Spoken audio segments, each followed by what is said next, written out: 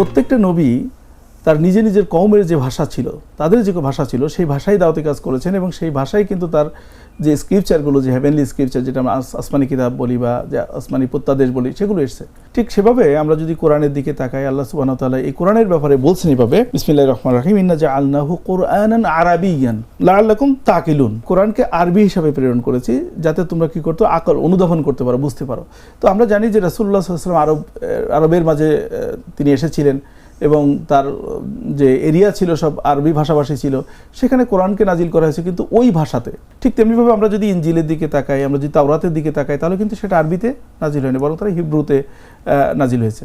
যে এই যে নিজস্ব স্বজাতির যে ভাষা বা আমরা যেটাকে মাতৃভাষা বলি, মায়ের ভাষা বলি, সেই ভাষার কিন্তু গুরুত্বটা দিয়েই আল্লাহ সুবহানাহু ওয়া তাআলা এই সুন্নাহটা, ট্রেডিশনটা চালু রেখেছেন মানব ইতিহাসের শুরু থেকে শেষ পর্যন্ত। রাসূলুল্লাহ সাল্লাল্লাহু আলাইহি ওয়াসাল্লাম শেষ নবী এবং রাসূল ছিলেন। কিন্তু এটা আল্লাহ সুবহানাহু ওয়া তাআলা এটা কেন করেছেন? এটা কিন্তু আল্লাহ তাআলা সূরা রুমের মধ্যে, যেটা 30 নম্বর সূরা, আল্লাহ তাআলা কিন্তু এভাবে বলে দিয়েছেন 22 নম্বর আয়াতে। আল্লাহ বলছেন এভাবে, বিসমিল্লাহির রহমানির রহিম, ওয়া ফি খালকিস সামাওয়াতি ওয়াল আরদ ওয়া ইখতিলাফু আলসিনাতিকুম ওয়া আলওয়ানিকুম ওয়া ফি যালিকা লাআয়াতুল লিল আলামিন। তিনটা বিষয় এখানে বলছেন, যে এই যে বৈচিত্র্যতা আসমান এবং জমিনের মধ্যে, এই যে রং, এই যে ভাষা, এই যে ভিন্নতা, এই ভিন্নতার মধ্যে কি আছে, যে বিশ্ববাসীর জন্য আয়াতুল লিল আলামিন, বিশ্ববাসীর জন্য এর মধ্যে নিদর্শন আছে। তাহলে নিশ্চয়ই এই যে আমাদের ভাষার ভিন্নতা, এই যে আমাদের রঙের ভিন্নতা, এগুলোর বৈচিত্র্যতার মধ্যে এমন কিছু শিক্ষা আছে যে শিক্ষাগুলো আমাদেরকে সত্য সঠিক পথে পরিচালিত হতে সহযোগিতা করবে। ঠিক তেমনিভাবে আমরা যদি চিন্তা করি যে আমরা আরবি ভাষাভাষী না, তাহলে আমাদের ভাষা বাংলা ভাষা, এটা গুরুত্ব কতটুকু? ঠিক ততটুকুই যতটুকু মাতৃভাষা হিসাবে ইসলাম সকল ভাষাকে স্বীকৃতি দিয়েছেন। অন্য নবীদের নবীরা যেসব ভাষায় আসছেন তাদের সেই ভাষায় দাওয়াতি কার্যক্রম করার অনুমতি দেওয়া এবং সেভাবে তাদেরকে স্ক্রিপ্টগুলো দেওয়া ঠিক যেমন মর্যাদা, আমাদের জন্য আমাদের ভাষায় ঠিক ততটাই মর্যাদাবান। তাহলে আরবি ভাষাটাকে আমরা কীভাবে দেখব? দেখেন যে আল্লাহ রাসূল সাল্লাল্লাহু আলাইহি ওয়াসাল্লাম বলেছেন যে তুহিব্বুল লুগা আল আরাবিয়া, তোমরা আরবি ভাষাকে ভালোবাসো। কারণ হলো যে এই ভাষাটা কিন্তু কোরআনের ভাষা, এই ভাষাটা আমার ভাষা, আর জান্নাতীদের ভাষা হবে কিন্তু আরবি ভাষা।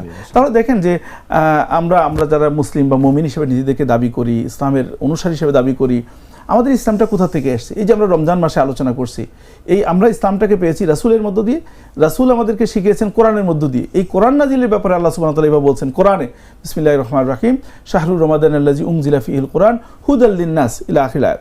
এখানে এই যে মানুষের হিদায়াতের কথা বলছেন, তো এই যে মানুষের হিদায়াতটা কিসের মাধ্যমে হবে? কোরআনের মাধ্যমে হবে। এখন কোরআন যদি আপনি না বুঝেন, তাহলে কি আপনি এই হিদায়াত পাবেন? পাবেন না। তাহলে আপনাকে কোরআন বুঝতে গেলে আরবি পড়তে হবে। সুতরাং আপনার মাতৃভাষা হিসাবে অবশ্যই এটা মর্যাদাবান ভাষা, প্রত্যেকের মাতৃভাষা তার কাছে মর্যাদাবান, এবং ইসলাম কিন্তু এই মর্যাদাকে স্বীকৃতি দিয়েছেন। আর একজন মুসলিম হিসাবে আমাদের জন্য আরবি ভাষাটাও শেখা জরুরি, কারণ তা না শিখলে আমরা কোরআন বুঝতে অপারগ হয়ে উঠব। এবং আমি দেখেছি যে অনেক জায়গায় মুসলিমরা কিন্তু তাদের সেকেন্ড ল্যাঙ্গুয়েজ হিসাবে আরবিটাকে প্রাধান্য দেন। এমনকি কিছু জায়গা আছে যেটা খুবই আশ্চর্য, যেমন আমি নাইজেরিয়াতে গেছি, ওখানে দেখছি যে ওরা তো ওদের নিজস্ব নাইজেরিয়ার ভাষা যেটা আছে সেটা তো পড়ে, কিন্তু মুসলিমরা বিশেষ করে এরপরেই সেকেন্ড অপশন হিসেবে আরবিটাকে তারা গুরুত্ব দেয়।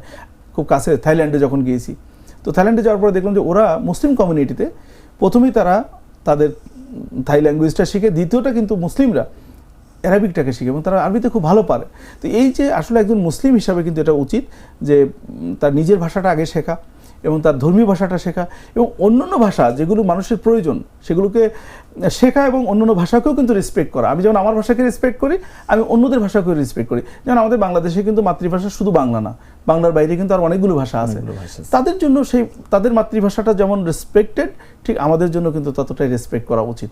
সুতরাং কাউকে হেয় প্রতিপন্ন না করে এই সম্মান সবার জন্য অব্যাহত রাখা আমাদের জন্য জরুরি।